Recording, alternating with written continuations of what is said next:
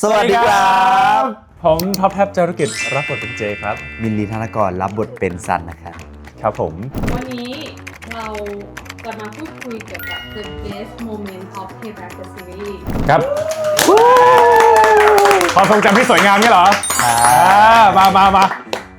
ครับ พร้อมเลยไหม พร้อมครับ พร้อมครับ ซีนนี้มีการกิน ซีนที่เพิ่งกลับมาจากอเมริกาแล้วเดินไปดูซัน ก็คือ ทำไมถึงง่าย เอ้าจริงๆอ่ะถ้าถามเรื่องแบบบล็อกกิ้งอ่ะง่ายเพราะผมเดินเข้าไปได้มาตึ๊กแล้วมายืนแบบแค่นี้จบเลย แต่มารอทั้งวันนะ ถูก แต่มารอทั้งวัน เป็นคนเตรียมพร้อม ใช่ ใช่ มาให้กำลังใจโอ้โหคิวบู๊ไงคนนั้นอ่ะ แล้วของมินล่ะทำไมถึงง่าย เพราะว่าเรา eating อยู่แล้ว enjoy อยู่แล้วในการ eating แต่ว่าก็จะมียากตรงที่แบบเขาบอกว่าอยากกินเยอะ อ๋อนี่คือสิ่งที่ยากเหรอ คือสิ่งที่ยาก แต่ว่าถ้าให้กินอ่ะง่ายเลย อันนี้ที่ทีมบอกมาคืออยากกินเป็นมินใช่ไหม ใช่ กินเป็นมินกับกินเป็นซันต่างกันยังไง ต่างกันกินเป็นมินออร่าความสุขมันจะออกมา แต่พอกินเป็นซันมันจะแบบอมทุกข์นิดนึงฟิลแบบ ไม่ค่อยเคี้ยว คิดมากกว่าเคี้ยว กลืนเลย อืม ไม่ใช่ ตอนนั้นที่รู้สึกว่ามันง่ายอ่ะเพราะว่าเราเริ่มชินกับกองแล้วเริ่มเข้าที่กับมันใช่ไหม ใช่ ก็เหมือนแบบสักพักหนึ่งจริง ๆ ก่อนหน้านั้นประมาณคิวแรกคิว2อะไรเงี้ยยังไม่ค่อยแบบชินกับมุมกล้อง อ๋อ ยังไม่ค่อยชินกับไดอะล็อกอะไรเท่าไหร่อะไรเงี้ย อืม กับคาแรคเตอร์ด้วย อืม ก็เลยต้องใช้เวลาในการจูนเข้าคาแรคเตอร์นิดหน่อยในการเข้าแต่ละซีนอะไรเงี้ย ตอนแรกสำหรับผมเลยนะ คิดว่าคงทุลักทุเลมากๆ เพราะว่าผมอะไม่เคยทำแบบออกกองอะไรอย่างเงี้ยแบบจริงจังแบบทีมงานกลุ่มใหญ่เราไม่เคย ผมรู้สึกว่าน่าจะทุลักทุเลมากๆ แล้วเราหน้าใหม่เราแบบยิ่งต้องพยายามเข้าหาพี่ๆเยอะๆก็เลยแบบเฮ้ยเราจะทำได้ไหมแต่พอเราเริ่มเดินไปพร้อมกับพี่ๆทุกคนเนี้ยผมรู้สึกว่าผมมั่นใจมากขึ้นเพราะว่าทีมเราแข็งแรง ก็จริงๆ เป็นคนมั่นใจในตัวเองอยู่แล้ว เฮ้ยธรรมดาที่ไหนอ่ะ แต่ว่าก็ต้องให้ช่วยพี่ๆแบบตบเข้ามาในคาแรคเตอร์หน่อยอะไรเงี้ยว่าแบบซันหรือว่าเนื้อเรื่องจะดำเนินไปทิศทางไหนอะไรเงี้ยก็มีทีมงานคุณภาพที่คอยช่วย ครับ ก็ถามว่าตั้งแต่แรกคิดว่ายังไงจนจบก็คิดว่าเราเดินมาถูกทางแล้วใช่ ดีนะ จริงๆคิดว่าไม่ค่อยแตกต่างจากความคิดที่แบบคิดก่อนหน้านี้เท่าไหร่เพราะว่าจริงๆเราเคยออกกองมาบ้างแล้วอะไรเงี้ยครับแล้วก็คิดว่าการไดเรกของพี่วูดดี้อ่ะเขา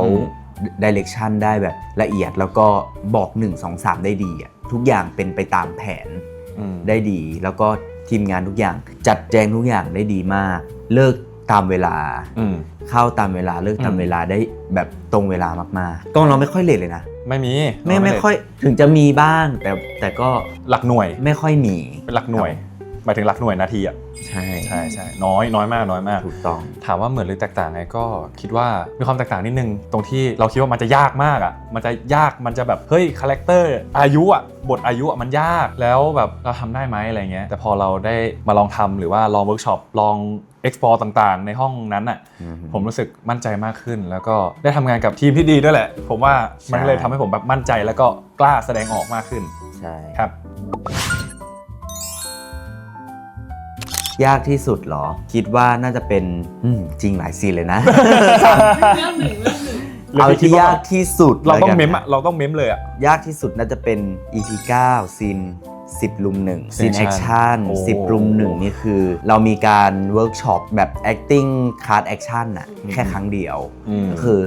วันนั้นเสร็จปุ๊บเราต้องจำคิวให้ได้ทั้งหมดก่อนที่จะถ่ายอะไรเงี้ยเวลามันก็ผ่านไปนาน แต่เราก็ต้องทวนเองในหัวอะไรเงี้ยแล้วระยะเวลาในการถ่ายซีนนั้นนะคือยาวมากประมาณ6 ชั่วโมง 7 ชั่วโมงอะกว่าเจจะมาเนาะ คือผมแบบก็นั่งดูเขาตั้งแต่เขาเข้าเลยอ่ะจนถึงตาผมก็เดินขึ้นบันได2-3 ก้าว ใช่กว่าเจจะมาก็นานเหมือนกันนะ ผมรับในใจยังไม่ถึง5 วิเลยพี่บูดี้คัดโอเค แสดงว่าเราเล่นดีมากไง อู้แน่นอนถ้าไม่พูดง่ายเลยต่อ ใช่ก็นั่นแหละก็จำมันหลาย ๆ อย่าง มันไม่ใช่แค่เราคนเดียว ก็คือพี่ๆนักแสดงนักแสดงที่เป็นเขาเรียกอะไรครับสตันท์แล้วก็เราอะไรเงี้ยก็ต้องแบบคิวมันจะต้องเป๊ะกันไม่งั้นมันจะอาจจะเกิดแบบอุบิเหตุได้ ใช่ อย่างเช่น หัวไปกระแทกด้านหลังฝาผนังอะไรเงี้ยนั่นก็เป็นการผิดคิวแต่ว่าก็ผ่านมาได้ด้วยดีทุกอย่าง ซีนที่ยากสำหรับผมจริงๆอะนะจริงๆเลยอะคือห้องประชุมเพราะว่ามันมีเหตุผลก็คือผมเป็นคนที่พูดเร็วพูดไม่ชัดแล้วพอเราต้องเล่นบทที่มันต้องพูดเยอะๆเป็นตัวละครที่เน้นพูดเน้นความคิดเราจะยากมากๆเวลาเราควบคุมจังหวะการพูดจะยากใช่แต่ก็ดีครับที่ผมได้เรียนภาษาไทยกับพี่มิ้น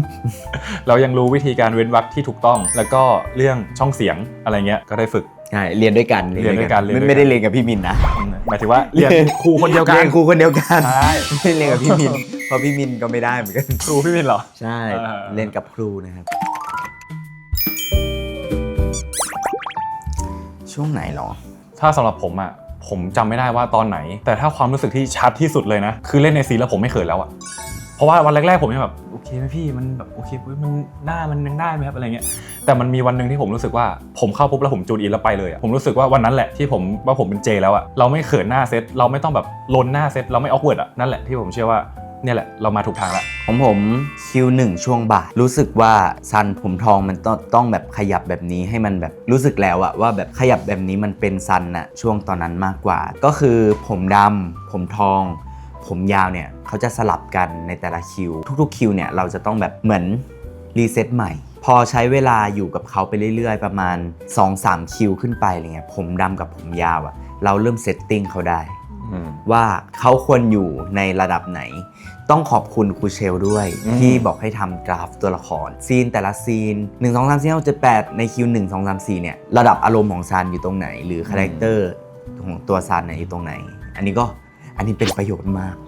มากจริงๆเพราะว่าถ้าเกิดเราไม่ทำกราฟตัวละครมันจะไม่ละเอียดอะไรเลยใช่แล้วมันจะตามไม่ทันใช่มันจะเป็นเหมือนแบบดิ่งเขาเรียกว่าอะไรกราฟมันจะตรงเลยใช่ถ้าเราแบบมีได้เขียนได้จับได้แบบจัดแจงความคิดก็จูนง่ายๆต่อเข้าไปลูกจริงๆแอบชอบผมยาวเฮ้ยหล่อเพราะว่าแบบพูดจริงหล่อเลยไม่รู้เขามีความแบบบางทีก็เซอร์หามไหมหามเป็นเซอร์เป็นอีกคาแรคเตอร์หนึ่งเลยบางทีก็น่ารักบางทีก็เซอร์บางทีก็หล่อสุดนี่เลยตอนเนี้ยที่ไปสปีดเอ็กเพสเนี่ยส่งของให้หน่อยดิโอ้โหตอนนั้นหล่อมากใช่พอตัดผมมาก็เป็นเหมือนฟิลแบบอย่างที่พี่ขจรบอกก็คือหนุ่มหน้ามนคนอนาถาส่วนผมสีทองเนี่ยก็กลายเป็นแบบเขาเรียกอะไรเหมือนแบบอยู่ในแก๊งเลยเป็นฟิลแก๊งอะไรเงี้ยทวงหนี้อะไรเงี้ยมันเข้ากับคาแรคเตอร์นั้นได้เลยเพราะว่าสำหรับผมทรงไหนชอบที่สุดสำหรับผมทุกทรงตั้งตัวอยู่แล้วแน่นอน Whoever know นึกว่าจะถามผมแบบเจชอบวิกทรงไหนไม่ใช่ชอบทรงผมทรงไหนของซันจริงๆถ้าเอาจริงๆแบบว่าไม่ติดตลกนะผมชอบผมยาวเหมือนกันเพราะว่ามันเหมือนเป็นเซตติ้งที่มันอยู่ก้ำกึ่งระหว่างหัวทองกับผมที่ตัดแล้วมันยังมีความที่แบบว่าผมชอบตัวละครที่มันไม่ค่อยเสถียรมันมีหลายมิติให้เรามองเยอะมากแล้วซึ่งพี่มินตอนเล่นผมชอบมันไม่รู้ว่าผมรู้สึกว่าผมชอบตอนผมยาวมากผมพูดจริงตัวละครไปทางไหนก็ได้เราเดาไม่ได้โอเคครับไปกันต่อดีกว่าแล้ววิกผมไม่มีเหรอเธอมีวิกป่ะมีแหมเอาจริงนะแฟนๆชอบผมปิดหน้าของท็อปมากๆเลยถูกเขาบอกว่าเฮ้ยผมลงเนี่ยดีที่สุดแล้วใช่ชอบผมทรงไหนของท็อปจริงๆท็อปเขามีประมาณ2 ทรงแต่ว่าจะมีขึ้นเอาขึ้นกับผมลงก็น่ารักผมขึ้นก็หล่อมันก็เหมือนเป็นแบบ2เซกชันเหมือนซันเหมือนกันเนาะแต่จริงๆถ้าผมชอบนะผมชอบเอาผมขึ้นทำไมมันดูกึ่งดีเขาก็กึ่งทั้งเรื่องนะใช่แน่นอนกระเป๋าที่ไม่เคยว่างผมล้วงตลอดเดี๋ยวไปยืมวิกโชกุนให้วิกโชกุน EP 7เนี่ยอันนี้แบบว่าไม่พูดถึงไม่ได้เลยอันนี้เราไม่สามารถข้ามได้ต้องพูดอันนี้พูดจริงฉากในห้องน้ำน่ะแบบโจ๋ผมแปลกแวะแซวหน่อย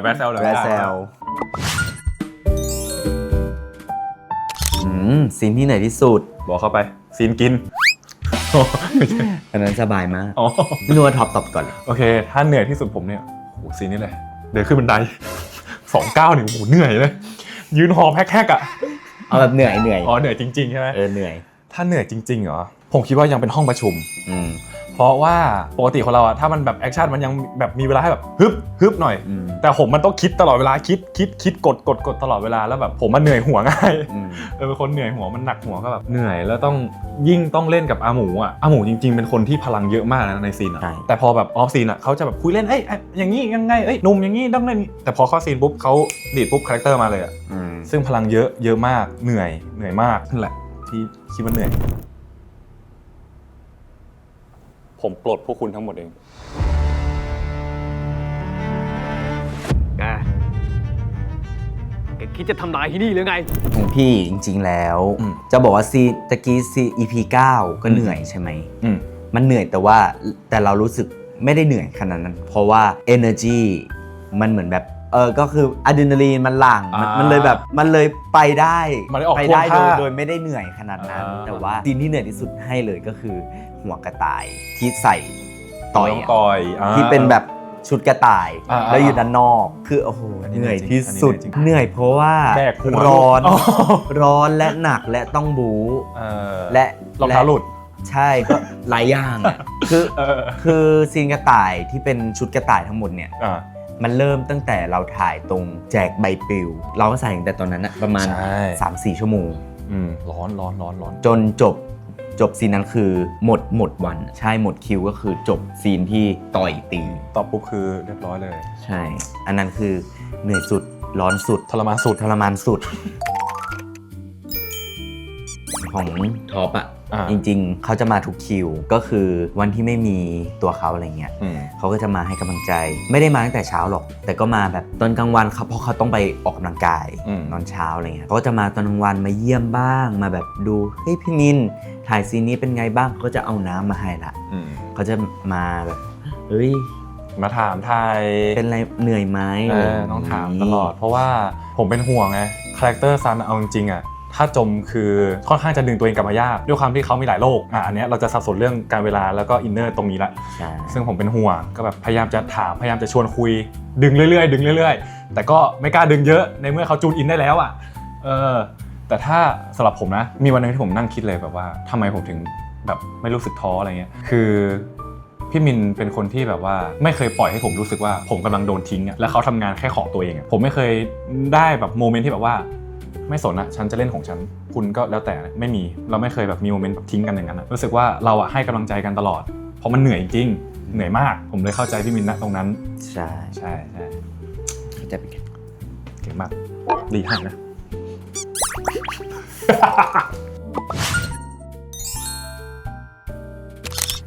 ซีนที่เขินที่สุดน่าจะเป็นลูกอมโอ้โหคนอะไรจะมาให้เขากินลูกอมปุ๊บแล้วจู่ก็เข้าไปมั่วเขา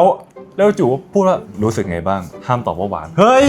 คนอะไรล่ะจะมาพูดอย่างเงี้ยก็เขินดิจู่มาพูดประโยคแบบลึกซึ้งใส่กันทำไมก็แบบมีเขิน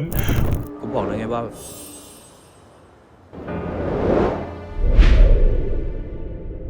ตอนนี้รู้สึกยังไงบ้าง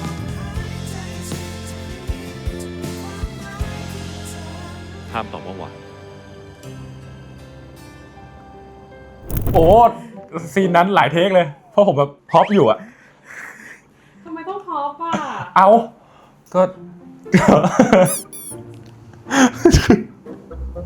คือมันแบบมันเป็นแบบว่ามันมั่วกัน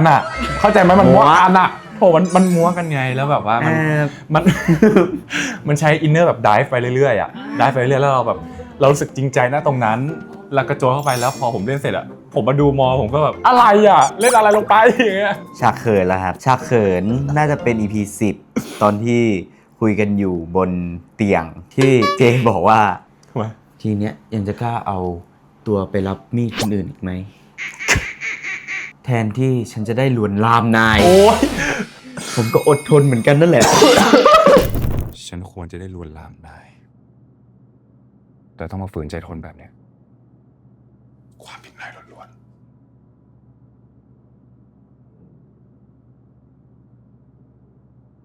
ผมก็กำลังอดทนเหมือนกันนั่นแหละ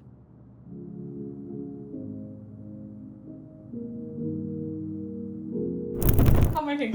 มันเป็นคำที่แบบเราไม่ได้พูดในชีวิตประจำวันพี่เก็ตปะมันคือแบบถ้าเกิดคนจะรวนลามกันอะไรอย่างงี้มันก็จะแบบมันก็จะแบบเข้าไปเลยโดยการกระทำอะไรอย่างงี้ แต่ว่า เออ มันก็อาจจะแบบบทมันก็จะเป็นน่าจะเกี่ยวกับบทนี่แหละเราก็เลยแบบเขินนิดนึงอะไรเงี้ย ใช่มันอินเดอร์มันได้ไปแล้วก็แบบ ใช่ เจ้ากระต่ายอย่างเงี้ยโอ้ย ผมเองก็อดทนเหมือนกัน โอ้ย เฮ้ยเนี่ยเห็นไหม เฮ้ย เห็นปะ อะไรอ่ะต่างรู้สึกต่างตรงที่เราคิดภาพอะว่าแบบถ้าเราเล่นอย่างเงี้ยคือในหัวมันจะคิดว่ามุมที่แบบกล้องยิงมาเพราะเราต้องคุยกับกล้องไงเราจะเห็นหน้าประมาณนี้เราจะเห็นประมาณนี้ แต่เราไม่เคยเห็นแววตาตัวเองเราไม่เคยเห็นกล้ามเนื้อมันเล็กตัวเองขยับเราไม่เคยอะพอเราดูมอนิเตอร์อะเราทำไปได้ยังไงวะแบบอะไรแบบนั้นอะสายตาแบบนั้นเราทำไปได้ยังไงแล้วพอมาดูที่เป็นสำเร็จแล้วอะที่เป็น EP ออกมาให้เราได้ดูอะก็ประกอบไปด้วยแบบซาวด์เบื้องหลังแบบเขาเรียกว่าอะไร BGM มันยิ่งทำให้ซีนอะมันดูกลมขึ้นมันดูแบบ ใช่ ผลักขึ้นไปอีกและยิ่งแบบมีการเกลี่ยสีหรือแบบเล่าซีนโดยใช้สีอะมันยิ่งให้อารมณ์มากขึ้นมันเลยรู้สึกต่างไปหมดเลย ใช่เหมือนกันครับก็บวกตัดต่อด้วยอะ ใช่ เพราะว่าตอนที่เราดูตรงมอนิเตอร์ไงเราคือมันยังไม่ได้มีการเติมแต่งใส่ซีจีหรือว่าบางทีซาวอย่างที่ท็อปบอกเมื่อกี้ซาวก็มีส่วนเกี่ยวมากๆเลยรู้สึกว่ามันก็แตกต่างกันมากๆเพราะว่าคนตัดเขาเก่งไง อันนี้ยอมรับเลย ทีมห้องตัดเขาเก่ง ตอนนี้เขายำรวมกันแล้วมันเลยแบบมีรสชาติมาก ปรุงอร่อยอะ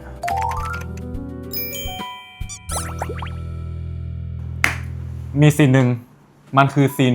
ที่ผมจำได้เลยนะมันคือแบงค์อะเอาเงินมาคืนซันมันคืออยู่ใน EP 10แล้วซีนเนี้ยเราต้องจบกันที่แบบคุยกันพูดเรื่องอะไรของนายนี่ก็เป็นที่นายอยากใช้ประโยชน์จากพอเธออะไรก็ตามไดอะล็อกไปแต่จู่ๆอะอินเนอร์กับฟีลลิ่งเรามันได้แบบได้จนเราเห็นว่าจู่ๆก็มั่วกันเข้าใจปะจู่ๆเราก็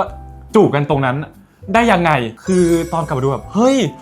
เราส่งถึงกันขนาดนี้เลยเหรอเราถึงแบบตอบสนองความต้องการของตัวละครนี้ด้วยการจบตรงเนี้ยอันนี้ผมยังจำได้ทุกวันนี้เลย ๆห้องนอนอยู่ไหนอยู่ไหนตอนนั้นมันก็ดึกมากแล้วเนาะ เล่าสิ วันนั้นมันก็ดึกมากแล้วยิ่งอยู่ในโรงแรมคือสถานที่ถ่ายทำเราเป็นโรงแรมที่หนึ่ง อ๋ออากาศไม่ถ่ายเทเหรอ แล้วอากาศมันแบบทุกคนหาวหมดเลยพี่วูดดี้ทุกคนหาวหมดเลย บางคนก็หลับไปเลยอะไรเงี้ยห้องนอนอยู่ไหนห้องอันนี้ก็โกโก้เป็นความโกโก้ของซันนะฮะ เป็นการปล่อยออโต้ ใช่ห้องนอนอยู่ไหนซีนที่สนุกที่สุดของผมน่าจะเป็นซีนบนรถเมล์สนุกมากเพราะว่ามันเหมือนมันตลกด้วยแหละมันตลกมันสนุกมันเอนจอยอ่ะแล้วเราเอนจอยกับบรรยากาศนั้นมากๆว่าทุกคนอ่ะเหมือนไปในทิศทางเดียวกันเล่นไปในทิศทางเดียวกันแล้วก็ช่วยกันส่งและสุดท้ายซีนนั้นมันก็ไวรัลจริงๆ ซีนที่สนุกของผมอะผมไม่ค่อยได้เข้าแบบกับใครที่แบบเยอะๆเอาเป็นของคนอื่นได้ไหมสามารถไหมซีนแก๊งสามชาติไงขจรสกายซันเฮ้ยผมชอบเพราะว่าคือ3คนเนี้ย energy เขาดีตลอดแล้วเวลาผมอยู่ในกองที่ผมมองอะแบบเฮ้ยเขา energy เขาบูสต์กันตลอดอะไรเงี้ยแล้วก็มันสนุกไปพร้อมพี่มินเพราะว่าพี่มินได้แบบอยู่กับพี่คุณโน้ตอะไรเงี้ยแล้วก็โชกุนพี่โชกุนแล้วแบบเขาขายช้อยกันเฮ้ยลองเล่นอันนี้ให้พี่อูตี้เนี่ยพอเราได้เห็นนักแสดงด้วยกันที่แบบทำอะไรอย่างเงี้ยมันสนุกแล้วพอในซีนที่เราออกไปต่างๆบางทีพี่มินอิมพอไว้แล้วมันดีมันสนุกผมชอบมากแก๊งสามชาติเนี่ยผมให้เลยถึงแม้พี่คุณโน้ตเขาอาจจะอายุแบบเยอะไปหน่อยไม่เป็นไร แวะมาเรื่องนี้ ไม่ปล่อย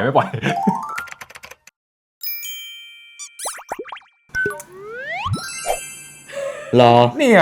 หรอ อ้าวจริง ไม่อะ เขากินข้าวแซ่บอ่ะอ้าวไม่เป็นเหรอเวลามองเขากินข้าวแล้วมีความสุขไม่ ก็อาจจะเป็น อาจ พอ จะเป็นแค่เราคนเดียว อ้าวเหรอ ใช่ ก็ทีกินเลยเพลิน ถ้าจริงๆเลยอ่ะรู้สึกว่าพี่คุณโน้ต ใช่เอาจริงๆเลยก็พี่ขุนโน้ตเหมือนกัน ถึงแม้ว่า จริง เวลาที่เขาไม่มีซีนเขาจะนอนพักก็ตาม แต่ว่าเวลามีซีนอ่ะพี่คุณโน้ตจะเป็นสีสันให้กับกองมาก เอเนอร์จีดี ๆใช่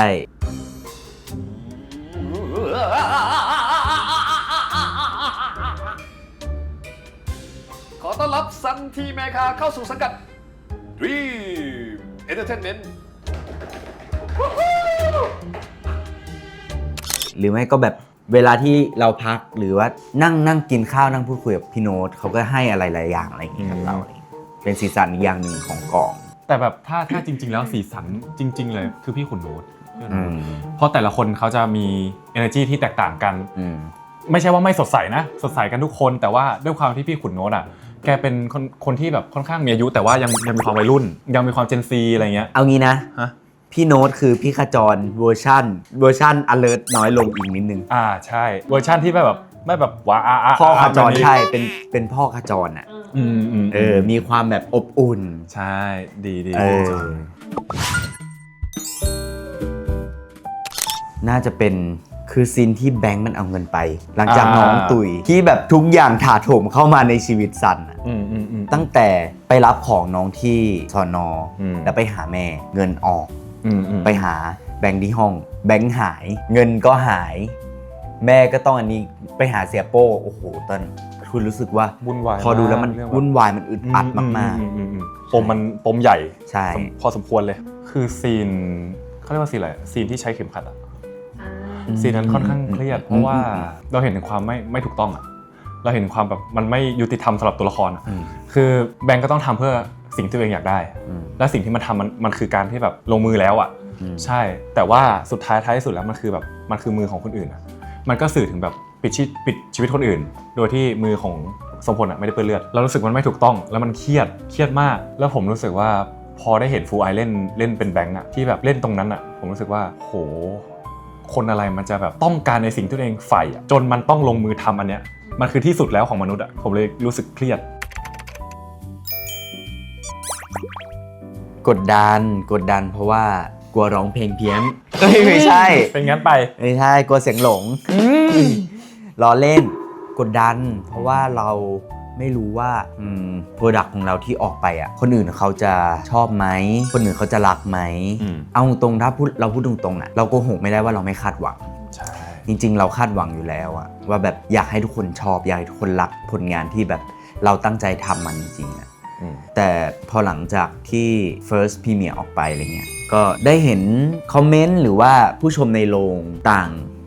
ให้ฟีดแบ็กที่ดีอะไรเงี้ยเราก็รู้สึกว่าดีขึ้นแล้วเรารู้สึกว่าความเครียดนั้นหย่อนขึ้นแล้วเราก็คอยจับตาดูเราก็คอยแบบมอนิเตอร์ตัวเองตั้งแต่ EP 1 จนถึง EP สุดท้ายนี่แหละว่าการพัฒนาของซีรีส์ตัวละครหรือว่าฉากต่างๆอะไรเงี้ยมันเป็นยังไงสุดท้ายแล้วมันก็ออกมาได้แบบที่เราคาดหวังเอาไว้กดดันอยู่แล้วยังไงมันกดดันกันทุกฝ่ายอยู่แล้วก็ด้วยความที่ถ้าพูดตรงๆเลยเราเป็นฟอนต์แมนด้วยความที่นักแสดงเป็นฟอนต์แมนตรงนี้เราก็จะค่อนข้างเครียดมากๆว่าสิ่งที่พวกเราร่วมกันสร้างตรงนี้มันจะออกมาตอบโจทย์ใจของคนดูหรือเปล่าเพราะเนื่องด้วยเราเป็นเว็บตูนแฟนการ์ตูนมันเยอะมากๆแล้วความคาดหวังของเขาเราไม่สามารถพังทลายตรงนั้นได้ใช่ซึ่งเราต้องแบกความคาดหวังของเขาด้วย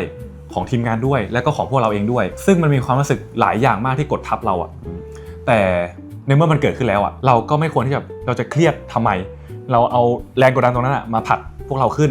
เราต้องสู้กันใหม่เราต้องค่อยๆปรับกันใหม่อะไรเงี้ยก็พอมันออนออกมาแล้วพอมันฉายออกมาแล้วก็อย่างที่พี่มินบอกเลยผลตอบรับมันดีกว่าที่เราคาดไว้เยอะใช่แล้วก็เห็นแบบว่าคอมเมนต์นี้ผมยังพูดอยู่เสมอเลยก็คือทีมงานเคารพเซตติ้งมากเพราะโดยส่วนใหญ่แล้วเราจะเห็นว่านักแสดงหล่อจังเลยนักแสดงดีจังเลยแต่ไม่เคยมีใครแบบชมเบื้องหลังเลยใช่พอคอมเมนต์นั้นมันออกมาผมรู้สึกแบบพี่แม่งเก่งจริงทั้งทีมโลเคชั่นเนาะทีมพร็อพเนาะคอนทินิวเมคอัพทุกคนทีมโฮมกับทีมโปรดิวเซอร์ทีมทุกอย่างรวมกันดีเลยจริงใช่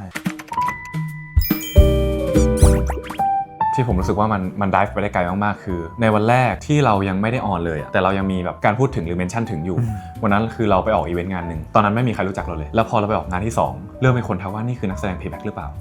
ผมรู้สึกว่าตรงนั้นมันเหมือนมันผลิออกมาแล้วมันแบบเฮ้ยมันกำลังโตจนกระทั่งมาถึงวันที่เป็นแฟนเกทเทอริงเราเห็นเลยว่าแบบทุกคนรักมากๆทุกคนเห็นถึงความตั้งใจของทุกๆคนที่มีส่วนร่วมในโปรเจกต์นี้คือผมรู้สึกว่าเนี่ยมันคือเราทำตอบโจทย์คนดูแล้วแหละใช่เราแบบว่าเราเปิดใจเขาได้แล้วเราสามารถมอบในสิ่งนี้ให้กับพวกเขาได้แล้วผมก็ช่วงที่เราไปออกงานหนึ่งนี่แหละครับแต่มีการรวมพลเล็กก่อนที่จะเป็นรวมพลใหญ่เฮ้ยมันเป็นสิ่งที่เราคาดไม่ถึงว่าคนจะมารอเราเยอะขนาดนั้นมีประมาณ50-60 คนได้จริงๆแบบว่าเยอะมากข้างในก็ยังมีอยู่ใช่แล้วเรารู้สึกอึ้งมากที่แบบเฮ้ยคนมาหาเยอะมาก คนมาหาเยอะอะไรอย่างเงี้ย แล้วคนรู้จักเราเยอะขนาดนี้เลยเหรอ ใช่แต่พอระยะเวลามันผ่านไป ครับ เรื่อยๆเนาะมาถึงรวมพลใหญ่อะที่สยามโอ้โห บอกเลยว่าสยามเซ็นเตอร์แตก รู้สึกแบบไม่คิดไม่ฝันเลยว่า เราจะมีคนที่แบบรักซีรีส์ของเรามากขนาดเนี้ยรักตัวละครของเรามากขนาดนี้ พวกเราก็ไม่เคยคิดด้วยว่าเราจะได้เห็นภาพนี้ ใช่ ที่คนตะโกนแบบว่า payback เนี่ยเราไม่เคยคิด ไม่เคยคิดพอเห็นแล้วมันก็แบบปลื้มใจ วันนี้เรียกได้ว่าแบบเกินฝันว่ะ เกิน ฝัน เกินมากจริงคือแค่ เกินฝัน เอาจริงๆป่ะสำหรับผมอะอย่างวันรวมพลที่แบบว่ารวมพลเล็กอะแค่มา 10-20 คนผมถือว่าเยอะสำหรับผมมากแต่วันนั้นอะมันแบบอย่างที่พี่มินบอกเลย50-60เผลอๆอาจจะเป็น80-90ก็ได้เราไม่รู้เพราะมันเยอะมากคือไม่ว่าจะกี่คนดูผมก็ยังเคารพเขาเสมอแล้วพอมันเยอะเราแบบโอ้โหให้ตายเถอะ เกินฝันจริงๆ เกินฝันถ้าเซอร์ไพรส์เหรอ ก็คงจะเป็น EP 8 รถบัสเหรอ ไม่ใช่ รถทัวร์ล้อเล่นเป็นเลิฟซีนท้าย EP เฮ้ยมันออกมาได้แบบเราไม่ได้คาดคิดว่าจะออกมาอาร์ตแบบนั้นมันเซอร์ไพรส์เพราะว่าจริงๆเราคิดภาพในหัวภาพที่เราเห็นในมอนิเตอร์มันไม่เหมือนกับเวลาที่เขาตัดออกมาแล้วอะไรเงี้ยรู้สึกเซอร์ไพรส์ว่ามันอาร์ตมันเหมือนตัวละครจริงๆที่ตัวละครจากในเว็บตูนเขาทำแบบนั้นจริงๆอะไรเงี้ยแล้วซึ่งมันไม่ใช่แบบ มันไม่ใช่เพื่อความต้องการอย่างเดียว ใช่ มันคือการเล่าโดยความต้องการของตัวละครที่มันดิฟในความสัมพันธ์ตรงนั้นอ่ะ ใช่ ผมรู้สึกก็เซอร์ไพรส์เหมือนกัน คือมันไม่ใช่แค่เรื่องของเซ็กชวลอย่างเดียวมันคือเรื่องของอารมณ์ของตัวละครเปิดใจ1 2 3ซันตอนนี้เปิดใจเจแล้วหรือซันปลดล็อกอะไรสักอย่างให้อภัยตัวเองสักอย่างอะไรเงี้ยมันเล่าในมุมนั้นมากกว่าที่จะไปมุมแบบเซ็กชวลอะไรเงี้ยผมรู้สึกอันนั้นเซอร์ไพรส์ ของเขาแบบมาสาระแล้วผมไร้สาระบ้างดีกว่า ได้สิมา ที่เซอร์ไพรส์ที่สุดเลยนะตอนผมดูโทรศัพท์ที่จะพิมพ์ข้อความหาซันฉันรอเจอนายคืนนี้ไม่ไหวแล้วเซอร์ไพรส์เพราะอะไรรู้ไหม ตัวหนังสือใหญ่ ถูก ท่ากด ไอตอนท่ากดอ่ะอันเนี้ยผมคิดมาว่าผมจะเล่นเพราะด้วยความที่ตัวละครมันอายุเยอะแล้วผมอ่ะคีเช่เลยคนอายุเยอะ30มันจะกดไงวะมันก็คงกดปกติแต่จู่ๆตอนนั้นผมก็กดเนี้ยแล้วก็ค่อยมาอย่างเงี้ยไม่คือตอนนั้นก็คิดอยู่ไงแบบเราควรจะทำไงมันคือความตั้งใจค่อยๆกดมันจงกดทีละตัวฮะกดเพราะแบบเราเมมแบบฉันรอเจอนายไม่ไหวแล้วเนี่ย เจนวาย แล้วพอจะแบบจะกดปุ๊บเปิดมาอ้าวประเทศครับมีคนต้องการพบคุณครับเซอร์ไพรส์ดิอะไรอ่ะคนกำลังจะส่งอยู่แล้วอ่ะเดี๋ยวเขามีสาระแล้วผมไร้สาระบ้าง สุดท้ายได้ส่งข้อความนั้นน่ะ ส่งว่านัดเขาไปที่นั่น นัดเขาไปที่ร้านอาหารนั่นแหละ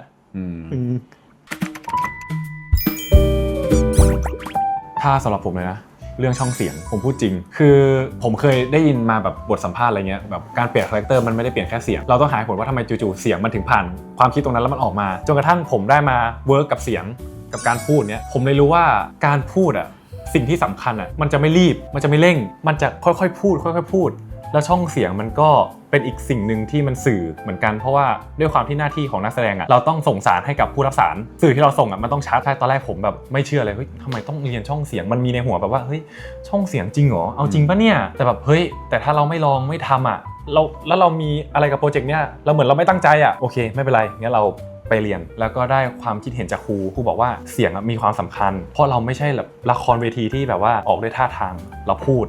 เงี้ยผมแบบก็เข้าใจนะตรงนั้นว่าเสียงมันมีความสำคัญจริงๆเซอร์ไพรส์ทุกคอมเมนต์ เซอร์ไพรส์ทุกคอมเมนต์ผมขอเสริมได้ไหมได้ก็ถ้าเซอร์ไพรส์เลยก็นั่นแหละอย่างที่บอกทีมงานเบื้องหลังอันนี้เซอร์ไพรส์จริงๆย้ำอีกรอบเลยเซอร์ไพรส์แต่เมื่อกี้มันไร้สาระไงเดี๋ยวเอามีสาระบ้างเดี๋ยวเขาไม่มีความเชื่อถือในตัวเราก็คือคอมเมนต์ที่ชมเบื้องหลังแหละเพราะว่าด้วยความที่ปกติส่วนใหญ่ก็อย่างที่ผมพูดเลยทุกคนสนใจฟอนต์แมนไม่มีใครแบบเห็นว่าแบ็กสเตจของเราเป็นยังไงเราทำงานกันหนักขนาดไหนอะไรอย่างเงี้ยก็เซอร์ไพรส์จริงๆผมเซอร์ไพรส์ตั้งแต่คือดูแล้วก็คิดว่าอยากจะเปลี่ยนรหัสผ่านนั่นแหละรหัสผ่าน ICE อ่ะอันนั้นรู้สึกเซอร์ไพรส์มากจนไม่อยากให้แม่เซอร์ไพรส์ไปด้วยเท่าไหร่พี่ก็เซอร์ไพรส์เหมือนกันแหละผมก็เซอร์ไพรส์เหมือนกัน EP 6ว่าเซอร์ไพรส์แล้วนะEP 8อ่ะเซอร์ไพรส์ยิ่งกว่า คือเป็นคอมเมนต์เปลี่ยนรหัสผ่านได้ใช่หลายอย่างก็คือผมก็เซอร์ไพรส์คนอื่นเหมือนกันโอ้ยถามมาได้ของผมเหรอถ้าหวานจริงๆของผมคือลูกอมเหมือนเดิมผมพูดจริงว่าฉากนี้มันตรึงใจผมมากพูดจริงๆเลยคือแบบ มันเจมันเป็นคนหวานที่แบบไม่ยอมพูดตรงๆอ่ะการกระทำมันหวานมากมันอบอุ่นมากแต่คำพูดแบบอาจจะธงแดงไปนิดนึงแต่จริงๆอ่ะเป็นคนอบอุ่นเนี่ยแล้วไม่ยอมรับตัวเองเอาแต่ล้วงกระเป๋าเอาไม่ใช่อันนี้ผม ถ้าหวานล่ะครับ หวานคิดว่าน่าจะต้องเป็นฉันจะเลือกกินนายหรือเปล่า แล้วคุณจะกินอะไร ฉันจะเลือกกินนาย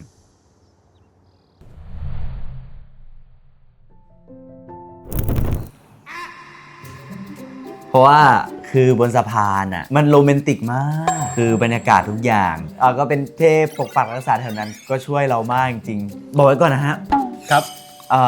ใบไม้ที่หล่นลงมา ครับ ไม่มีใครโปรยนะฮะ ไม่มีครับ เป็นแบบเจ้าที่เจ้าทางช่วยเราทางนั้น เขาเรียกว่าเป็นเอ็กซ์ต้าจากเนเจอร์นะครับ คืองงมากปากประกบกันปุ๊บล่วงปั๊บคือมันมูดเบจิกโมเมนต์มากๆ ถูกพี่วูดดี้อย่างเคยอ่ะเฮ้ยใครปล่อยคิวไปไหมอ่ะ เออ ไม่มีลมพัดมา แล้วพออยู่ในเฟรมแล้วโอ้โหหวานมากทุกคน ละมุน มันแบบต้องตัดตรงนี้ไปใช้แน่เลยอะ อ เฮ้ยสรุปก็มาจริงๆด้วย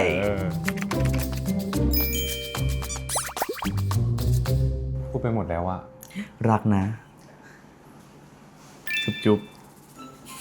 ผู้ชาย คือถ้าไม่เคยพูดเลยเหรอจริงๆพูดเยอะมากผมชมพี่มินบ่อยมากว่าเก่ง จริงๆก็คำว่ารักก็ไม่ค่อยพูดก็เราจะเป็นการกระทำมากกว่า ใช่ ก็ส่วนใหญ่จะพูดขอบคุณกับแบบเก่งมากให้กำลังใจเสมอแต่ก็คำว่ารักอะผมไม่เคยพูดกับพี่มินไง ไหนลองมองหน้ากันแล้วลอง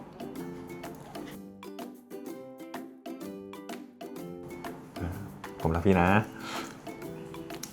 อันนี้ตะกี้พูดรักไปแล้ว อืม ซาดังเง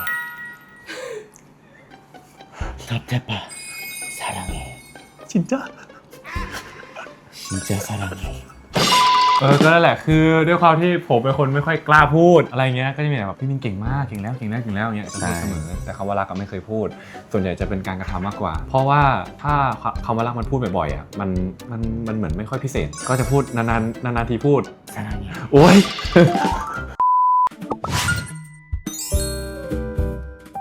สิ่งที่ภูมิใจที่สุดหรอ ภูมิใจทุกซีนอ่ะภูมิใจมากพูดจริงภูมิใจมากๆซีนที่ภูมิใจสำหรับผมนะไม่ต้องเป็นซีนผมด้วยเป็นซีนของพี่มินภูมิใจมากคือทุกๆซีนที่เขาเล่นเขาบรรจงมากๆเขาละเอียดกับมันมากอย่างซีนเนี้ยอย่างซีนที่ซีนฝันอะซีนฝันที่เห็นแม่กับน้องอะจริงๆยากมากนะยากมากๆแล้วผมภูมิใจกับพี่มินคือพี่มินเป็นตัวละครได้ดีมากแล้วก็ถ้าเราไม่เชื่อในตัวละครแล้วเราไม่เชื่อในตรงนั้นอะมันจะไม่สามารถถ่ายทอดออกมาจากสายตาหรือจังหวะการหายใจหรือคำพูดได้ผมภูมิใจมากที่แบบว่าเขารับกับน้องทั้งที่เขาพูดได้แค่ขอโทษอะคำว่าขอโทษของพี่มินมันมีหลายซับเทคมากเลเยอร์มันเยอะมากที่ผมได้รับมานะก็รู้สึกภูมิใจมากนั่นแหละผมเลยบอกพี่ผมเสมอว่าเก่งแล้วเก่งมาก ที่ภูมิใจที่สุดก็น่าจะเป็น ภูมิใจทุกซีนเลย ซีนที่ท็อปพูดก็น่าสนใจเพราะว่าซีนนั้นน่าจะเป็นคิวที่3 เอาคิวที่ผมตกท่อนะ เป็นใช่ แล้วเราจะต้องชุดนั้นเลยอ่ะแล้วก็ผมนั้นเลยอ่ะเราจะต้องถ่ายก่อนเรื่องทุกอย่างจะเกิด เรื่องก่อนน้องจะโดนแทงแม่จะเสียอะไรเงี้ย โหเยอะมาก ก็คือมันถ่ายต้นๆเลย แต่เราต้องเล่นซีนที่มันเกิดไปแล้ว รู้สึกว่ามันเป็นซีนที่ใช้อารมณ์ ด้วยความที่เราเป็นมือใหม่ด้วยอะไรเงี้ยเราเป็นเรื่องแรกที่เราเล่น เราก็ช่วงแรกเราก็มีรู้สึกประมาทอะไรเงี้ยแต่พอมันออกมาคอมพลีทหมดแล้วมันก็รู้สึกทำได้อะไรเงี้ย ดีมาก ใช่ คือฉากเนี่ยฉากของพี่มินอะเพย์แบ็กเลยฉากฝันเนี่ยให้เลยคือจริงๆเรื่องเรามันจะชื่อแบบทวงคืนหรือชื่อแบบแก้แค้นอะไรแล้วแต่จริงๆแล้วอะเรื่องนี้มันบอกแบบแก้แค้นมันไม่ใช่ทางออกการที่เราปล่อยการที่เราแบบหาความสุขใส่ตัวหรือมองความสุขรอบๆอะแล้วก็ขอบคุณมันอะไรอย่างเงี้ยผมรู้สึกดีคือซีนของพี่มินอะทุกอย่างเป็นมีนิ่งหมดเลยนะรู้สึกว่านี่แหละมีนิ่งที่ส่งแล้วมันทำให้รู้สึกว่าเนี่ยคือเพย์แบ็ก คงจะเป็นฉากเป็นซีน ปักมี ออดิชั่น นั่นไงอุ้ยได้ยังไง ซีนออดิชั่นที่ควงวิฟร์ปึ้ง ปัง ผมมาที่นี่เพื่อแก้แค้น อ อันนั้นน่าจะเป็นแบบตัวแทนของซีรีส์เรื่องนี้สำหรับผม จริงๆผมดูซ้ำตลอดคือ1 วีคอะจะดูซ้ำตลอด เพราะว่า ในที่อื่น ในบ้านแดง อ่า เขาจะมีแบบ ช่อง reaction อะไรอย่างนี้เราก็อยากจะเห็น reaction ของคนอื่นว่าดูของเราเป็นยังไงก็ดูเรื่อยๆดูตลอดทั้งวีคอะไรเงี้ยชอบดู reaction คนอื่น แล้วเขาเปิดไว้ตลอด ใช่ เปิดไว้ตลอด แล้วก็ชอบเลื่อนคอมเมนต์ทุกคอมเมนต์ดูอะไรเงี้ยแล้วเรารู้สึกว่าobsession นะอันเนี้ย มีความน่าสนใจ อ่า ใช่แต่ว่าซีนที่รู้สึกว่าอยากดูซ้ำมากที่สุดก็น่าจะเป็นตั้งแต่ละกันตั้งแต่โดดตึกจนถึงจบ EP 8ก็คือ EP 8นั่นแหละโดดตึกจนถึง EP 8เป็นฉากที่เราแบบมวลทั้งหมดที่เราอยากดู ซีนที่ดูซ้ำเรื่อยๆผมให้ซีนบูพี่มิน จีจ้ามาเอง คือจริงๆอะมันมีหลายซีนที่ชอบแต่ถามว่าอยากให้ดูซ้ำอ่ะเฮ้ยผมเลือกซีนแอคชั่น10 รุ่ม 1อันนี้ผมชอบเพราะว่ามันอ่ะแบ็คกราวด์มันส่งอ่ะพี่ผมก็ส่งเหมือนกันอะไรเงี้ยมันมากคือต้องบอกอย่างนี้แบบเรารีแอคชั่นที่จีนคลิปนั้นอ่ะเรารีแอคชั่นที่จีนแล้วก็ได้เห็นตรงนั้นเราแบบโอ้โหเหมือนเชียร์มวยอ่ะพูดจริงสนุกซีนนี้แหละซีนแอคชั่นเลยนะผมให้เลยวันที่น่าจดจำที่สุดเหรอวันที่ตัดสินใจมาแคสติ้งมาแคสเพราะว่าเราอยู่ในช่วงที่แบบเราเจองานประจำแล้วแบบว่าเฮ้ยมันความคิดแบบว่าเฮ้ยเราทำงานประจำดีกว่ายังไงเราก็มีเงินเดือนตายตัวอย่างเงี้ยได้ใช้ชีวิตแน่นอนอะไรเงี้ยได้แบบเอาเงินไปแบบโทษนะแต่งรถอะไรเงี้ยแต่งรถบ้างเอาเงินไปกินข้าวเอาเงินไปกินชาบูทำทุกอย่างที่อยากทำอ่ะแต่พอวันนั้นเป็นวันที่ตัดสินใจแบบงั้นลองดูแล้วกันวันนั้นแหละที่ผมจำได้เลยว่าเพิ่งทำงานเสร็จเลยแล้วก็ดิ่งไปแคสเลยมันวันที่นึกถึงมากที่สุดน่าจะเป็นวันปิดกล้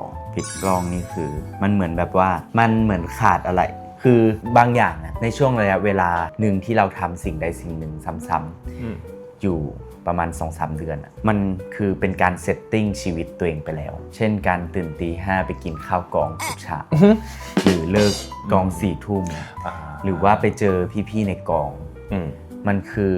สิ่งที่ทำเป็นรูทีนอะสิ่งที่ทำเป็นรูทีนส่วนหนึ่งเหมือนเซตติ้งระบบเวลานอนของเราใช่มันคือเราทำมากกว่า21วันใช่ มันเลยกลายเป็นรูทีนที่ในชีวิตประจำวันที่เราทำมาอยู่ทุกวันแล้วเราอยู่กับมัน3 เดือนใช่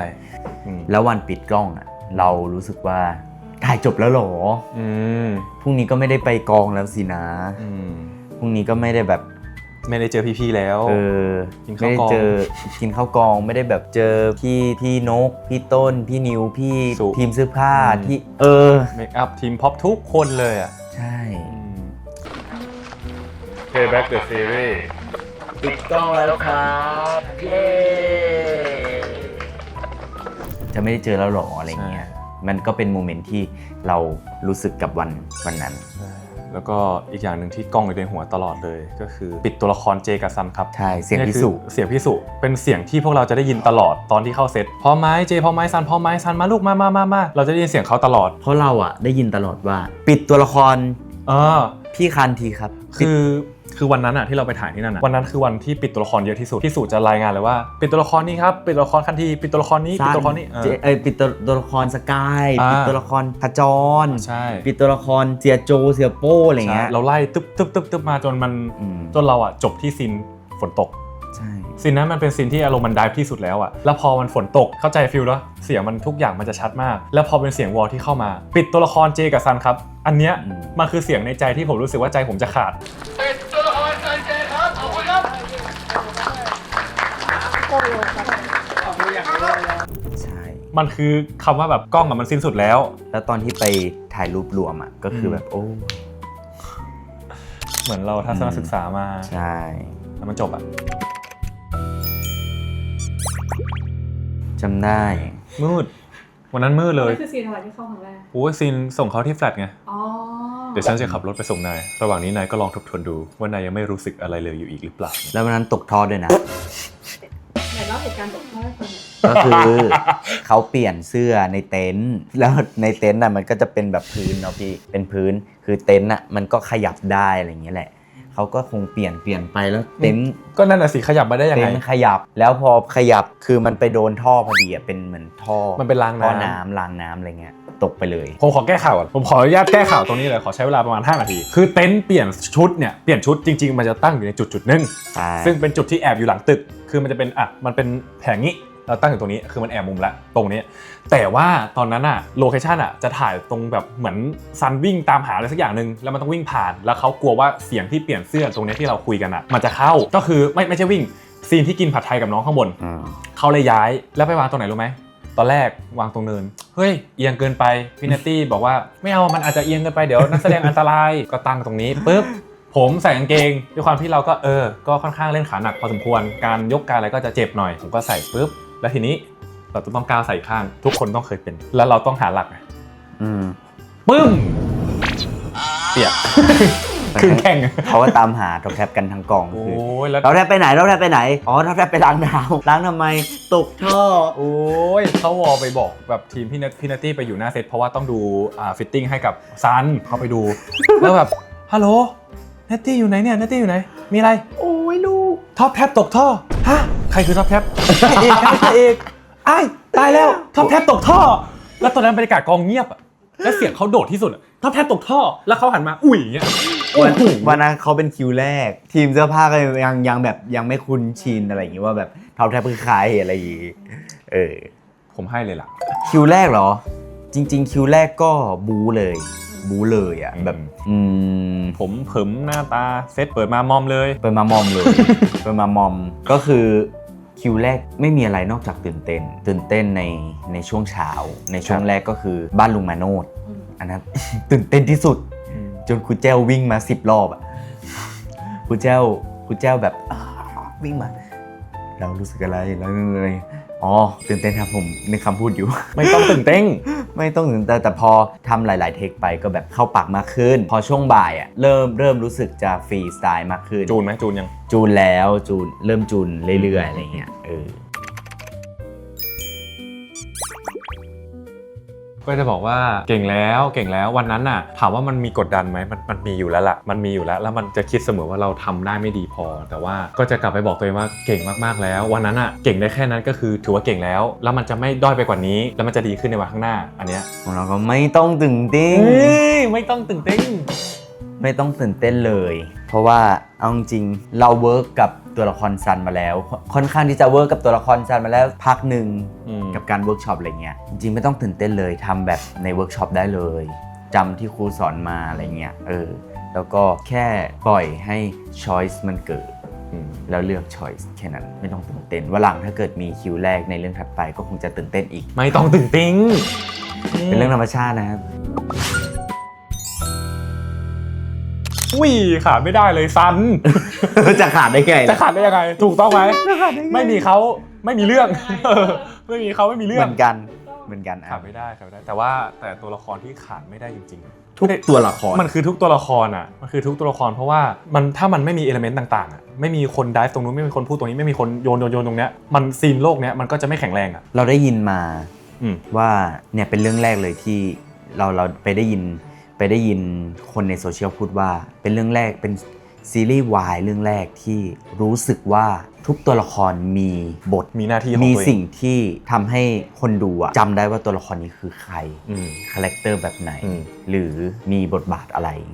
ซึ่งคนดูเขาบอกว่าสิ่งเนี้ยมันค่อนข้างที่จะพิเศษสำหรับเรื่องนี้อะไรเงี้ยมันดีนะเพราะว่าจริงๆไม่ใช่แค่ลีดเดอร์ที่เป็นคนนำเรื่องจะต้องเล่นอย่างเดียวถ้าเอลิเมนต์ต่างๆมันไม่ทำให้นักแสดงว่าเชื่อว่าโลกนี้กำลังเกิดขึ้นหรือว่าสิ่งเหล่านี้มันกำลังดำเนินอยู่เราก็จะไม่สามารถส่งมันออกมาได้ใช่เพราะฉะนั้นผมคิดว่าทุกตัวละคร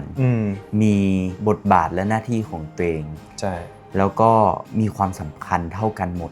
ไม่ว่าจะเป็นไม่อยากเรียกเขาว่าเอ็กซ์ตร้าใช่แต่เขาคือนักแสดงคนหนึ่งเขาคือตัวตนหนึ่งในเรื่องรู้สึกว่าถ้าเกิดไม่มีพวกเขาโลกมันจะไม่กลมเท่านี้เนาะใช่โลกไม่แข็งแรง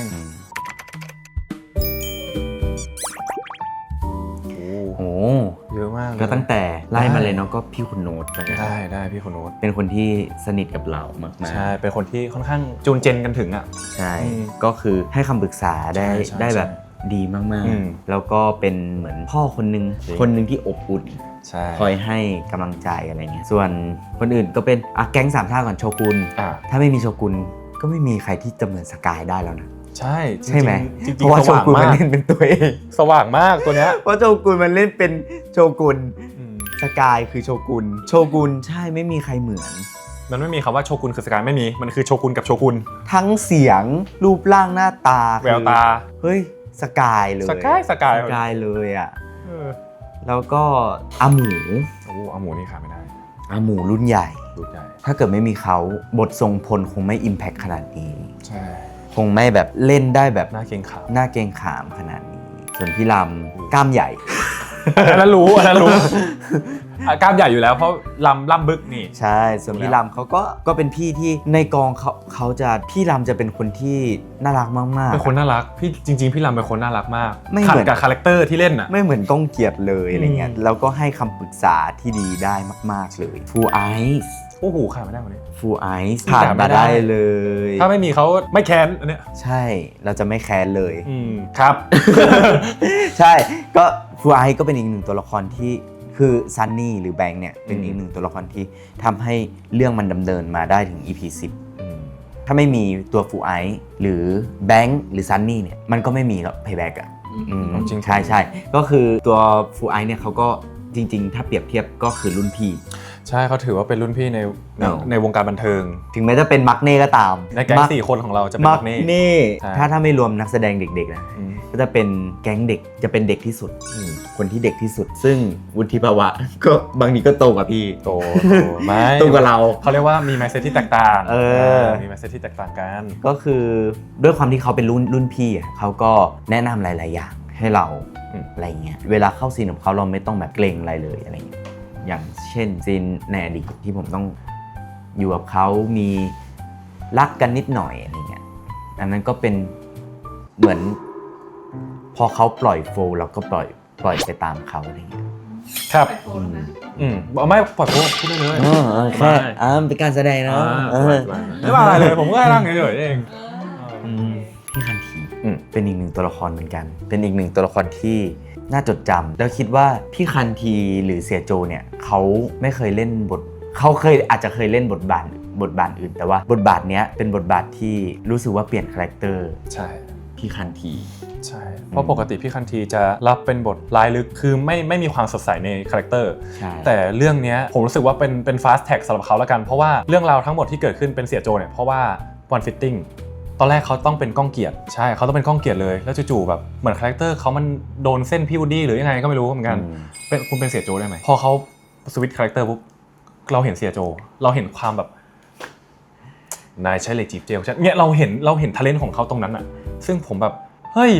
พี่คันทีเป็นคนหนึ่งที่เก่งมากแล้วผมได้มีโอกาสคุยกับเขาคือผมออกเวิร์ดตอนนั้นว่าแบบเราควรทำยังไงเขาบอกว่าบางทีอ่ะการที่เราพยายามพูดมากๆในซีนหรือแบบหาอะไรเล่นเยอะๆบางทีก็ไม่จำเป็นสำหรับคาแรคเตอร์ของเราถ้าเรานิ่งแล้วให้ภาพมันเล่าอ่ะมันมีความสำคัญมากกว่าคนนี้ก็ถือว่าเป็นเซียนอีกคนหนึ่ง ใช่พี่บอสพี่แม็ก โอ้คนนี้ไม่ได้เลยสุดหล่อของผมเองหล่อ ทั้ง จริง คู่หล่อทั้งคู่ ถูก พี่บอสนี่ก็ ถือว่าเป็นนักแสดงที่มีเสน่ห์มาก อืม เวลาเล่นคาแรคเตอร์ใดๆมีเสน่ห์มาก ใช่แล้วหล่อ คนนี้หล่อจริง หล่อมาก ยอมอ่ะพี่แม็กอีก พี่แม็กด้วย อืม พี่แม็กก็ตีบทแตก ไม่คิดว่าพี่แม็กจะเป็นหนึ่งได้ดีขนาดนี้ คือคนอะไรหนวดครึ้มยังหล่อ จริงหล่อเท่ด้วยแบบเซอร์เท่อะอันนี้เราอวยเขาหรืออะไร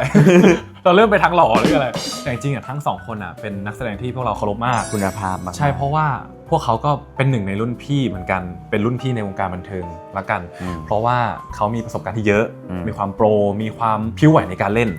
ใช่ก็เราได้ประสบการณ์ดีๆจากเขาจากการดูมอนิเตอร์หรือแม้กระทั่งการที่เราดูเป็น EP แล้วเงี้ยเราได้เห็นแบบว่าการอิมพอไวส์ของนักแสดงตรงนั้นอ่ะมันดีมากส่วนของผมเนี่ยก็มีทุกคนอ่ะสำคัญหมดเพราะโลกมันแข็งแรงเพราะพวกเขาเนาะแต่อยากพูดถึงพี่นุ๊กคนที่เล่นเป็นแม่ได้ตาตึงใจผมที่สุดปกติเราเห็นแต่ในโทรทัศน์แบบเฮ้ยพี่นุ๊กแต่เราไม่เคยเจอ power ของเขาจริงๆในซีนอ่ะซึ่งผมให้เลยคนที่ power และผมเข้าซีนด้วยแล้วรู้สึกว่าผมแบบเหนื่อยมากอ่ะพี่นุ๊กอาหมูพี่เพทายครบเลยพวกเนี้ยคือเบอร์เบิ่มเนี่ยคือพี่เพทายก่อนพี่เพทายเนี่ยผมเข้าซีนด้วยแล้วจะร้องไห้เพราะว่าเขาเหมือนพ่อเลยอ่ะเหมือนพ่อจริงๆที่แบบพ่อเลยอ่ะคือแบบกดดันในซีนผมเยอะมากอะไรเงี้ยคาแรคเตอร์เขามันชัดเขาร้ายด้วยตาเขาร้ายด้วยหน้าเขาแบบมันมาหมดทุกอย่างแล้วในตัวละครที่สร้างไว้สำหรับผมอ่ะเจเกลียดพ่อแล้วพอเข้าซีนเจอพ่อเนี่ยผมเกือบไม่ไหวใช่แล้วก็อาหมูคนนี้ก็เป็นคนนึงที่แผ่วๆมากในการแสดงเป็นนักแสดงรุ่นใหญ่แล้วเป็นคนที่คุยเล่นปกติสบายมากแบบคุยเฟรนลี่เขาเป็นคนที่พูดแบบได้เรื่อยๆทุกเหตุการณ์อ่ะพูดง่ายแต่พอเข้าซีนปุ๊บ power เขาสูงอย่างที่ผมบอกเลย power เขาสูงมากหนักมากแต่ละหมัดที่เขาปล่อยมาหนักมากแล้วก็เหนื่อยที่จะต้อง สู้กับเขาตรงนั้นใช่แล้วก็เป็นคนที่ให้คำแนะนำผมเหมือนกันในวันที่ผมไม่มั่นใจจะมีพี่ขนโน้หรือพี่อาหมูนี่แหละมาบอกว่าเฮ้ยหนุ่มไม่ต้องคิดมากโอเคเราทำได้เรามาอยู่ตรงนี้ได้เราก็ถือว่าเก่งแล้วอะไรเงี้ยหนูมีไพ่เหนือกว่าอาหนูชนะอาแล้วซีนเนี้ยเขาจะมาให้แบบความสบายใจส่วนพี่นกก็เป็นเบอร์ใหญ่มากๆแล้วก็ให้คำแนะนำผมได้ดีเหมือนกันพูดแนวเดียวกันว่าให้ภาพเล่าเรื่องคำพูดอาจจะไม่ต้องเยอะสายตาทุกอย่างการสัมผัสมันมีความหมายหมดเลยค่อยๆเล่นนะลูกเขาเรียกผมลูกผมแม่ผมเดทตรงนั้นคือแบบทุกคนคือผสมปนกันทำให้แบบรู้สึกว่าการทำงานของพวกเรามันมั่นใจมากขึ้นเพราะว่ามีพี่ๆทุกคนคอยให้คำแนะนำคือพี่ปู่กับผมไม่มีบทพูดให้กันเลยแต่ว่าส่วนใหญ่จะแสดงผ่านสายตาอะไรเงี้ยใช่ว่า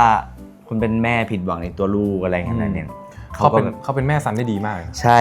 แต่พอหลังกล้องอะไรเงี้ยก็แบบเหมือนแนะนำหลายๆอย่างแล้วก็ถ่ายรูปเล่นด้วยกันหาอะไรทำด้วยกันน่ารักเลยใช่เขาก็ถือว่าเป็นแม่ซันที่ดีแล้วก็เป็นครูอีกคนนึงสำหรับพี่มินเลยที่แบบได้พูดคุยกันมันทำให้ relationship ในการเป็นซันกับแม่มันใกล้กันพี่ปูเนี่ยก็คือเป็นคนที่ผมนั่งคุยกับเขาแล้วผมสนุกมากเพราะว่าเขาเป็นสายละครเวทีใช่วันนั้นเราคุยกันที่คาร์แอคชั่นพี่มินกำลังบู๊อยู่ผมนั่งคุยเป็นไงบ้างพี่แบบเขาเป็นคนที่ไม่ถือตัวเลยเขาไม่ถือตัวทุกคนนักแสดงที่เราร่วมงานทุกคนเขาไม่ถือตัวสักคนเลยเขาให้คำแนะนำหมดเขาให้กำลังใจหมดเขาพูดตลอดว่าไม่ต้องสบายมากทำงานกับพี่นะเราอย่าไปคิดว่าเราจะต้องเคารพเราต้องร่วมทำงานไปด้วยกันอะไรเงี้ยอย่างแอคชั่นเราไม่ต้องกลัวกันเลยเราแบบคุยกันอะไรเงี้ยพอเจอในกองก็มาเจอผมแป๊บนึงแล้วเขาต้องกลับเรายังไม่มีซีนแอคชั่นกันเขาก็ทักผมว่าโอ้ยนี่เจอครั้งหน้านะเข้ามานี่เลยนี่เลยคือคาแรคเตอร์เขาเป็นคนน่ารักพี่ปูเป็นคนน่ารักแล้วเป็นคนที่เราดูเขาเล่นแล้วไม่มีใครเล่นแบบเขาได้ใช่แน่นอนคือเขาวิธีการพูดวิธีการเว้นวรรควิธีการแบบหายใจเฮ้ยมันไม่มีธรรมชาติมากๆแบบอันนี้แหละมีคนนึง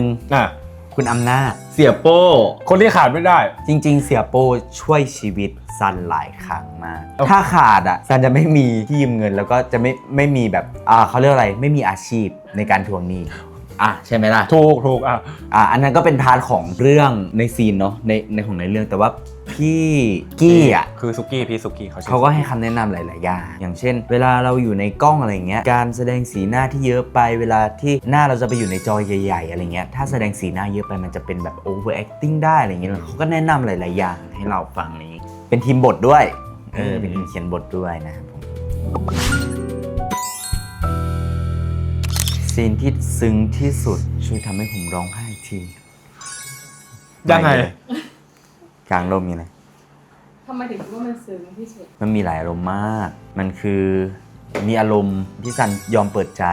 แล้วก็เหมือนรู้ตัวเองเป็นบทที่ผู้กำกับการเนี่ยได้ไปอะแดปให้เข้ากับบทของดนัยโดยเล่าผ่านชีวิตของซันกับเจเรารู้สึกว่าซีนเนี้ยคนที่ปลดล็อกซันจริงๆแล้วคือเจเพราะว่าสิ่งที่ซันอ่านทั้งหมดมันคือชีวิตซันแล้วมันเชื่อมต่อกับเจด้วยซึ่งมันโยงไปถึงซีนที่วิ่งเข้าไปกอดมันเหมือนเรากอดตัวเองเหมือนเราวิ่งเข้าไปกอดตัวเองแล้วตัวเองก็แบบให้อภัยตัวเองยอมที่จะให้ตัวเองรู้สึกที่จะให้ตัวเองกลับมาได้รู้สึกสัมผัสถึงครอบครัวถึงความรักอีกครั้งหนึ่งช่วยทำให้ผมร้องไห้ทีนั่นก็เป็นอีกหนึ่งซีนที่ปลดล็อกซันผมคือมันมีซีนซึ้งหลายซีนของซันก็ด้วยซีนของเจก็มีปมหลังแต่ละตัวละครมันซึ้งหมดเลยแต่ว่าสิ่งที่ผมซึ้งจริงๆเลยคือซีนของสกายที่เขาร้องไห้ซีนนั้นมันคือซีนที่ผมเห็นถึงความหมดหวังในตัวละครว่าแบบมันพังทุกอย่างหมดแล้วครับคุณซันแล้วมันซึ้งกว่านั้นคือซันไม่เคยทำเพื่อคนอื่นมาก่อนไม่เคยแคร์เราได้เห็นมุมนี้ของตัวละครแล้วผมรู้สึกว่ามันดีมากแล้วมันรู้สึกว่ามันซึ้งเราเห็นในตาเขาแบบเขาจะต้องแก้แค้นให้กับน้องของตัวเองซึ่งมันดีมากที่ผมจำได้เลยก็คือแบบร้องไห้แบบมันจบแล้วอะไรเงี้ยมันจบแล้วมันก็ความฝันของคนนึงมันพังเพราะแบบแค่การแพนิคของเขาที่โดนคนอื่นแกล้งกระเป๋าไม่ว่างไม่ใช่ มันให้อะไรบ้างเหรอให้ถ้าสำหรับผมที่ผมเป็นเจตลอดมันให้เรื่องของการพูดบางคำพูดเราควรจะคิดก่อนพูดหรืออะไรเงี้ยเราควรตัดสินใจให้ดีก่อนบางทีเราก็ไม่ควรจะแชร์ความรู้สึก หรือทุกความคิดของเราออกไปหมดอะไรเงี้ยไม่งั้นมันอาจจะเกิดความเดือดร้อนกับคนรอบข้างก็ได้ เพราะว่าบางทีคำพูดของคนเราที่ไม่ผ่านการคิดหรือการกรองให้ดีอ่ะมันอาจจะเป็นแผลฝังใจของคนก็ได้การพูดก็สำคัญแล้วก็อย่างหนึ่งก็คือเรื่อง mindset การวางตัวมันทำให้ผมเป็นคนที่นิ่งขึ้นเป็นคนที่รับฟังมากขึ้นเป็นคนที่สังเกตคนได้มากขึ้นพอได้เป็นเจอ่ะเรารู้สึกว่าการรับฟังมันคือสิ่งสำคัญ ซันก็น่าจะเป็นเรื่องเวลาของคนเรามันไม่เท่ากันอย่างซันเขามีการสูญเสียโดยที่เราไม่รู้ด้วยซ้ำว่าน้องกับแม่จะเสียวันไหนซึ่งตัวผมเองได้เรียนรู้สิ่งนี้จากซันก็คือเราควรทำตลอดทุกวินาทีของเราที่เรายังมีชีวิตอยู่ตอนเนี้ยให้ดีที่สุดไม่ใช่เพื่อตัวเองแต่เพื่อคนรอบข้างด้วยผมเป็นคนที่ไม่เคยบอกรักคนที่บ้านเลยแต่หลังจากที่เราได้อยู่กับตัวซันเราก็เหมือนคิดได้ว่าเฮ้ยจริงๆแล้วชีวิต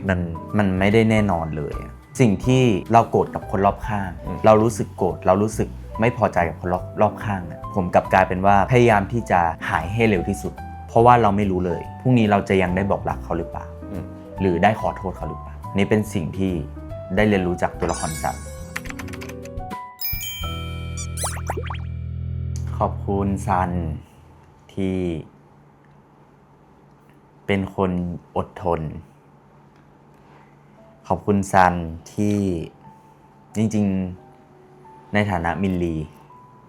เราให้กำลังใจตัวละครซันมาตลอดเวลาทั้งตอนถ่ายแล้วก็ตอนที่มอนิเตอร์ตัวเองในตอนที่ออกมาแล้วเราให้กำลังใจซันตลอดเวลาเรารู้สึกว่าเรารักตัวละครนี้มากๆเป็นอีกหนึ่งตัวละครที่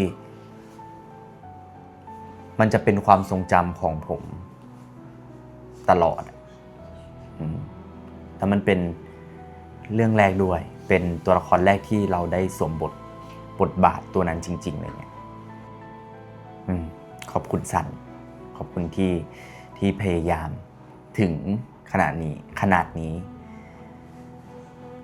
ไม่คิดจะจบชีวิตตัวเองขอบคุณที่ยังพยายามถึงแม้ว่าจะพยายามเพื่ออยากชดใช้กรรมที่ตัวเองทำไปก็ตามแต่สุดท้ายแล้วทุกอย่างมันก็ไม่ได้จบแค่การชดใช้กรรมนอนบ้างนะครับเฮีย ไม่ใช่ก็อยากจะบอกแล้วก็เก่งมากเจเป็นคนที่เก่งมากๆแล้วถึงแม้ว่าตอนเด็กเราแบบอาจจะเจอแผลแบบว่าพ่อแม่ทะเลาะกันต่อหน้าอะไรเงี้ยมันถือว่าเป็นทรอม่าในใจเด็กคนหนึ่งมากๆแล้วก็ขอบคุณที่ไม่ทิ้งขอบคุณที่ไม่ทิ้งอะไรไว้แล้วก็จะทำธุรกิจโรงแรมต่อก็ได้ไม่อะไรเงี้ยแต่ยังยึดมั่นในอุดมการณ์ของตัวเองแล้วก็attitude ของตัวเองที่ยึดไว้ตลอดแล้วก็ขอบคุณที่ตั้งใจใช้ชีวิตในทุกๆวันถึงแม้ว่าในซีรีส์หรือในการ์ตูนเราอาจจะเห็นเขาโผล่มาหยอกๆเล่นๆอะไรเงี้ยเขาทำงานหนักมากเขา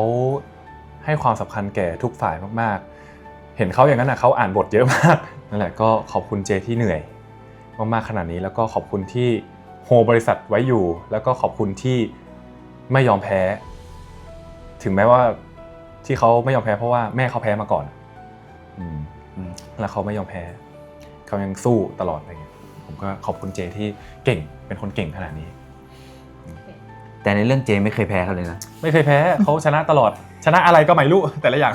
ยกเว้นซันไม่เคยชนะอะไรที่ขอบคุณตัวเองถ้าขอบคุณตัวเองก็ คงขอบคุณที่แบบไม่เคยรู้สึกเสียใจกับอะไรเลยทุกอย่างมันเกิดขึ้นเลยทำให้เราเป็นมิลลีในวันเนี้ยไม่เคยรู้สึกที่ถึงแม้ว่าเหตุการณ์ต่างๆมันอาจจะทำให้เราเสียใจหรือว่าทำให้คนรอบข้างเสียใจ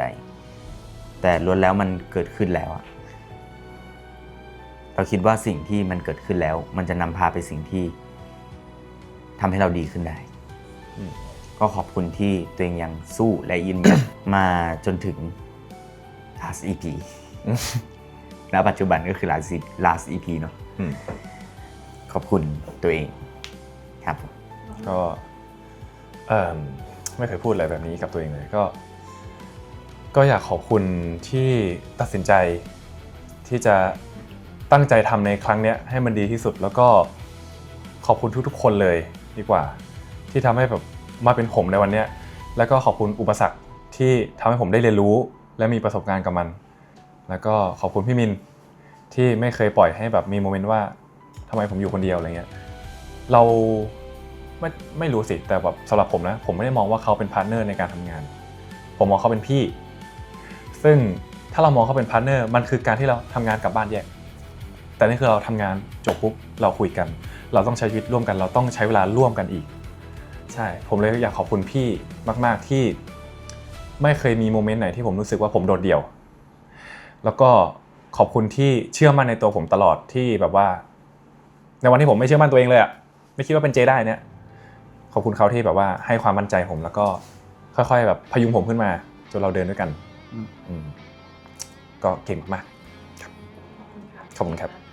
ขอบคุณทุกคนนะฮะที่เดินทางตอนนี้เราก็เดินทางมาเลย EP 10 ไปแล้วก็คือถึงจุดจบของตัวละคร ผมทุกอย่างเคลียร์แล้ว ผมทุกอย่างเคลียร์แล้วนะครับผมก็ขอบคุณทุกคนที่ติดตามกันมาแล้วก็รัก Payback the Series นะครับผมจริงๆสำหรับคนที่ยังไม่ได้ดูแล้วกันก็สามารถดูตอนนี้ EP 1 ถึง 10 รวดเดียวได้เลยใช่รวบตึงได้เลยใช่แล้วก็เป็นเรื่องอีกเรื่องหนึ่งที่ผมคิดว่าทุกคนจะรักไม่ใช่แค่ตัวละครซันหรือเจแค่2คนนะครับแต่คิดว่าทุกคนน่าจะรักนักแสดงและตัวละครหลายๆตัวในเรื่องเพราะทุกอย่างมันสำหรับผมมันดูกลมกล่อมไปหมด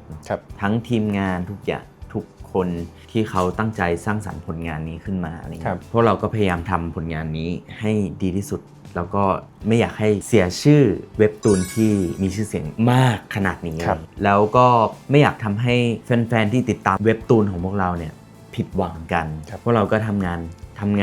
หนักกันจริงๆทั้งทีมนักแสดงทีมผู้กำกับทีมโปรดักชั่นเสื้อผ้าหน้าผมคอนติเนียทุกอย่างอยากให้ทุกคนรัก Payback the Series มากๆนะครับไม่มีคำพูดไหนที่จะพูดได้นอกจากขอบคุณทุกคนแล้วก็เรารู้สึกยินดีมากๆที่ได้เห็นความคิดเห็นจากทุกคนแล้วก็ได้เห็นแรงซัพพอร์ตหรือว่าเราชอบที่ได้เห็นทุกคนมีส่วนในแสดงความคิดเห็นนะครับก็ขอบคุณมากๆจริงๆที่ให้ความสนใจกับพวกเราแล้วก็ซัพพอร์ตพวกเรานะครับก็คือขอบคุณที่ชื่นชมทีมงานเบื้องหลังของพวกเราด้วยเพราะว่าสิ่งที่สำคัญจริงๆคือทีมงานเบื้องหลังเราจะไม่เห็นภาพออกนอกทีวีได้เลยถ้าไม่มีพวกเขานะครับแล้วก็ขอบคุณที่ยังไม่หมดหวังกับพวกเราเนาะแล้วก็ขอบคุณที่เห็นถึงความตั้งใจของพวกเราในทุกๆฝ่ายเลยไม่ว่าจะเป็นทีมต่างๆที่พี่มินเอ่ยมาข้างต้น